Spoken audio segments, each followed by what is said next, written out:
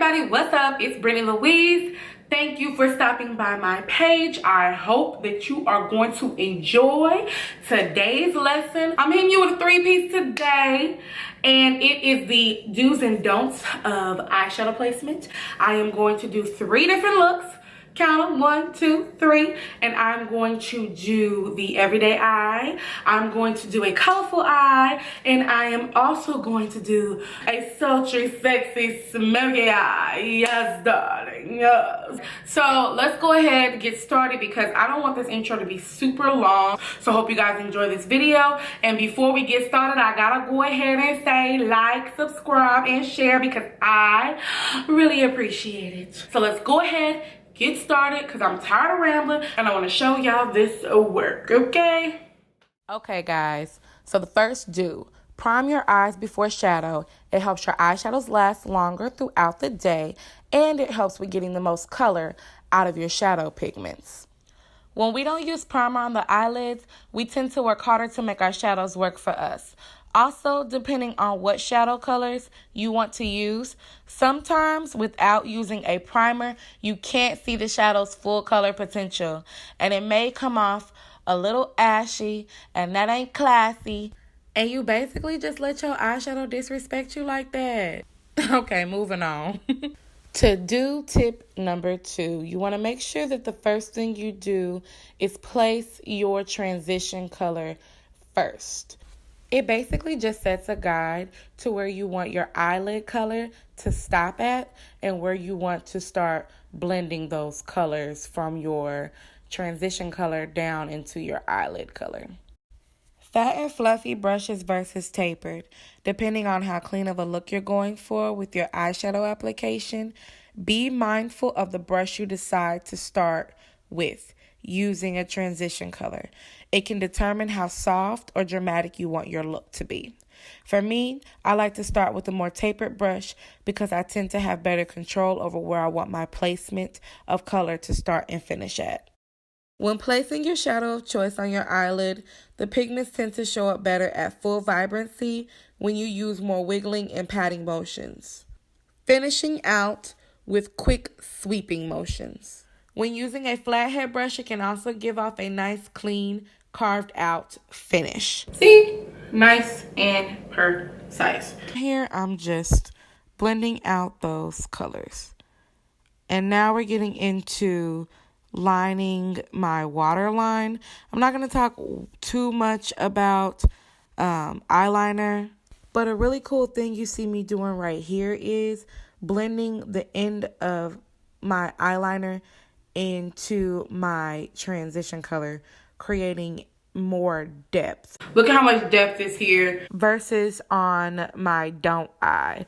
It looks flat. The colors just kind of are patchy and kind of running into each other and not in a good way. Now, this is why I typically like to water my eyeline, because when you start lower than your waterline, sometimes if it's too low when you go to smudge it, you'll look like a raccoon instead of the everyday Insta baddie you were typically going for. Right? Right. And there you go, guys. That's the I do basic and the I don't basic eye. Again, and that is those eyes together. And now let's go to the next lesson for the multicolored eyes. And as you can see, I am starting off with a thick white base, and that is because I want that pigment to show. When it comes to multiple bright colors and placement preference, I tend to start from the outer corner and finish at the inner corner. Instead of placing colors right next to each other, creating harsh lines like you see on the don't side, I tend to place them at angles so that my blending method is virtually undetectable. I don't know about y'all, but I know when I do multiple colors, I want people to guess where the colors start and the colors stop at. Tugging with the brush in a straight up and down motion can cause the skin to pull. No, it doesn't hurt, but that skin is thin and sensitive. So keep it up, and those wrinkles you create will be joining you at the next family reunion. Okay, people? And that's not cute. And if you're really paying attention on that motion that I'm doing, you can even see that the product is not even getting down next to my eyelash line. It's stopping just right above that. So just don't do it that way. Just don't do straight up and down. Always go at an angle. The last two colors chosen were a hot pink and electric orange to finish off this look. And as a quick note, these do's and don't tips are designed to help you judge and pick up what techniques may work for you on your own makeup journey. And if you have any of your own, please don't forget to share them below. Now I decided to add an extra tip with using a bright color as a bottom eyeliner. When it's complete opposite color like this aqua blue, it's best to leave it on the bottom eyelid. Don't try and get fancy and ruin that hard work by trying to pull it up into the top eyelash line, as it can create a muddy finish. Okay, guys, that's the Do Multi and the Don't Multi eyeshadow basics. And now for the final look, the Smokey Eye basic. Okay, y'all, so the black smoky eye should be the simplest to understand.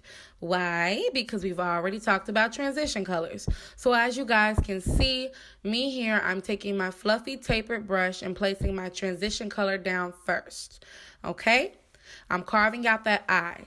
And now I'm going to take a fluffy brush and spread it out.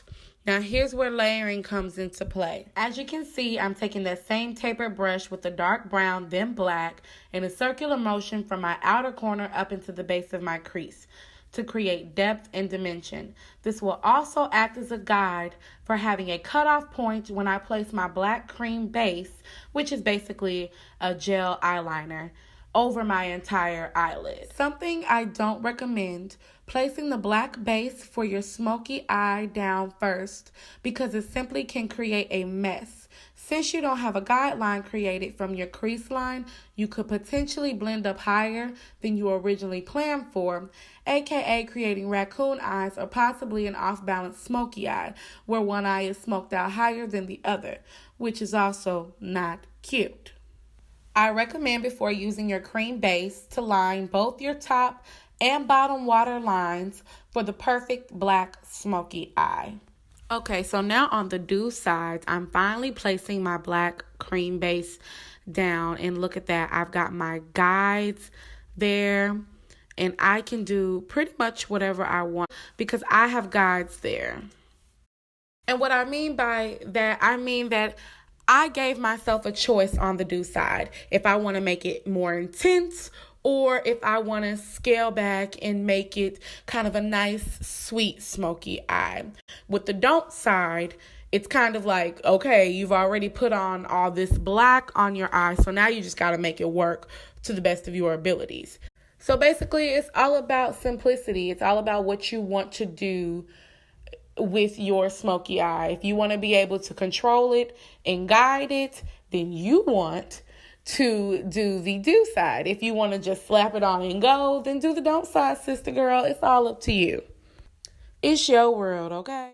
My last tip for you is to always smudge out the eyeliner on the bottom. You don't have to, but it does give a subtle intensity to the finished look. Okay, guys, and there you have it. You have the do smoky eye basic and the no-nos, the don'ts of the smoky eye basic. I hope you guys enjoyed this look. Okay, again, thank you guys again for watching. Let me know what you guys want to see next. Let me know what you want to learn from me because I'm ready to give it to you. Again, I know that there are a lot of eyeshadow do's and don'ts, but I just want to say thank you guys again for watching mine. I will talk to you guys later. It's time for me to go do this hair, okay? Bye, guys.